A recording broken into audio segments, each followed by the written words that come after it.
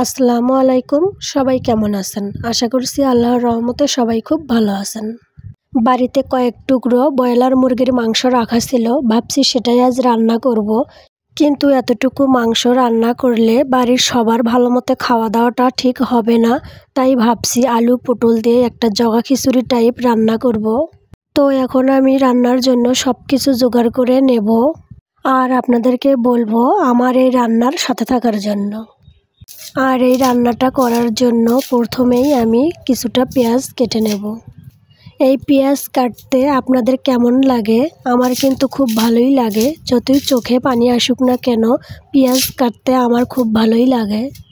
যেহেতু আমি মাংস রান্না করব তার জন্য এই তো পেঁয়াজের খোসা ছাড়িয়ে এখন আমি পেঁয়াজগুলো কুচি কুচি করে কেটে নেব।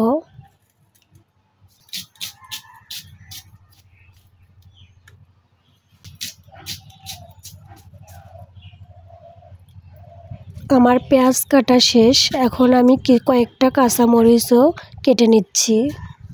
কাঁচামরিচ কাটা শেষ হলে আমি কেটে নেব রসুন আর আদা। তারপর আমি কেটে নেব আলু আর পটল। জানি না মাংসের মধ্যে আলু পটল দিয়েই তরকারিটা এখন কেউ খায় কি না, কিন্তু আমাদের বাড়িতে এটা প্রায়ই রান্না করে খাই আমরা। বিশেষ করে আমার নানু বাড়িতে আমরা যখন যাই তখন এই রান্নাটা থাকবেই। তার কারণ হচ্ছে আমার মামা খালারা 6 জন। আমার মামারা সবাই বাড়িতেই থাকেন। যখন আমার মা খালারা নানু বাড়িতে যায় তখন অনেক মানুষ হয়ে যায়, সব মামা খালারদের আন্ডা বাচ্চা সহ প্রায় অনেকগুলো মানুষ। তখন শুধু মাংস কষা দিয়ে হয় না, অন্য খাবারও করতে হয়। তখন আমার নানি বুদ্ধি করে আলু পটলের তরকারির মধ্যে কিছুটা কষা মাংস মিশিয়ে একটা হাবিজাবি টাইপ তরকারি রান্না করেন। তবে খাওয়ার সময় কষা মাংস রেখে এই তরকারিটাই কিন্তু সবাই চেটেপুটে খেত।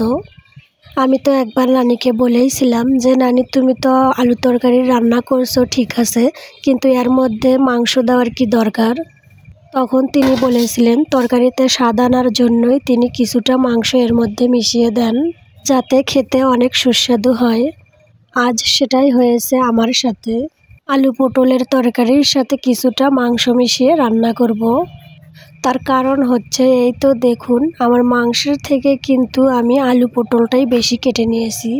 তো আমাদের মতো আপনারা কে কে মাংস দিয়ে আলু পটল দিয়ে খেতে ভালোবাসেন অবশ্যই কমেন্টে আমাকে জানাবেন, তাহলে কিন্তু আমারও একটু ভালো লাগবে। এই দেখুন আপনাদের সাথে এতগুলো কথা বললাম অথচ আমার আলু পটল কাটা শেষই হচ্ছে না। তো এই তো অবশেষে আমার সব কিছু কাটাকুটি শেষ, এখন আমি বাটা ঘষাগুলো করে নেব।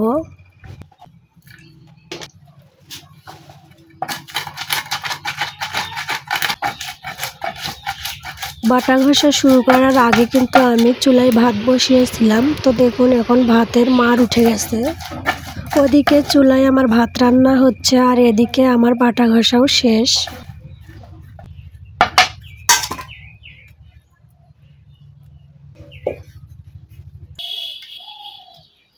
আর আমার ভাত রান্নাও হয়ে গেছে। এখন আমি ভাতের পাতিলটা নেমে এখানে আমি তরকারি রান্নার কড়াইটা বসিয়ে দেব।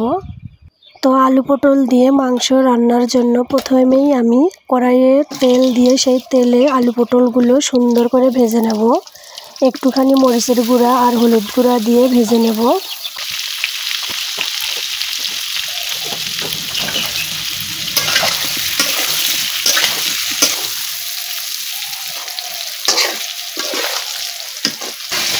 এই দেখুন আলু পটলগুলো কিন্তু আমার সুন্দর করে ভেজে নেওয়া হয়েছে।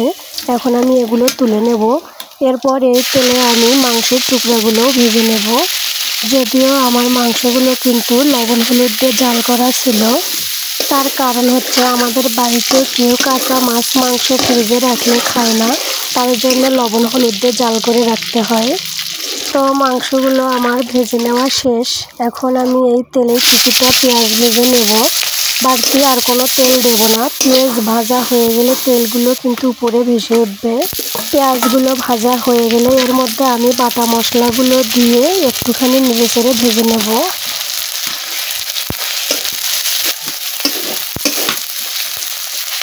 এই তো আমার মশলাগুলো ভাজা হয়ে গেছে, এখন এর মধ্যে কিছুটা পানি দিয়ে নেড়ে চেড়ে নেব। এরপর এর মধ্যে শুকনো মশলাগুলো দিয়ে দেব, যেমন এই তো লবণ, হলুদ, মরিচের গুঁড়া, এগুলো দিয়ে আমি ভালো মতো মশলাগুলো কষিয়ে নেব।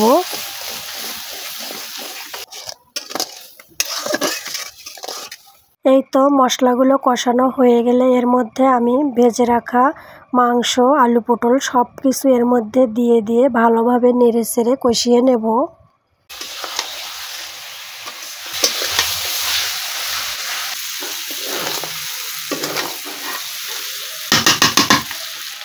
তরকারিটা আমার কষানো শেষ। এখন আমি এর মধ্যে একেবারে ঝোল দিয়ে দিচ্ছি সিদ্ধ হওয়ার জন্য। ঝোল দিয়ে দেওয়ার পর একটুখানি নেড়েচেড়ে ঢাকনা দিয়ে ঢেকে দেব।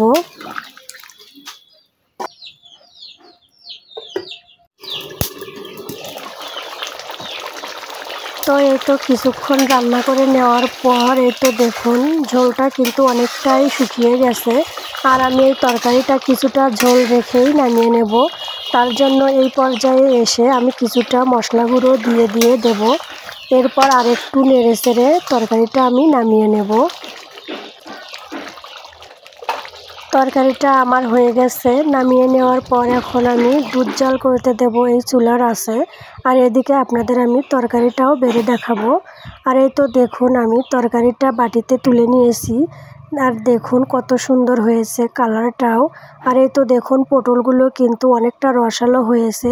আর এরকম ঝোলের রসালো পটল আমার কিন্তু খেতে অনেক ভালো লাগে। আপনারাও কিন্তু এভাবে একদিন রান্না করে খেয়ে দেখবেন, আশা করছি খারাপ লাগবে না। ও সবশেষে বলবো আমার আজকের এই ভিডিওটি আপনাদের কাছে কেমন লাগলো। ভালো লাগলে একটি লাইক দিয়ে চ্যানেলটি সাবস্ক্রাইব করে আমার পাশে থাকবেন। তো সবাই ভালো থাকবেন। আল্লাহ হাফেজ। আসসালামু আলাইকুম।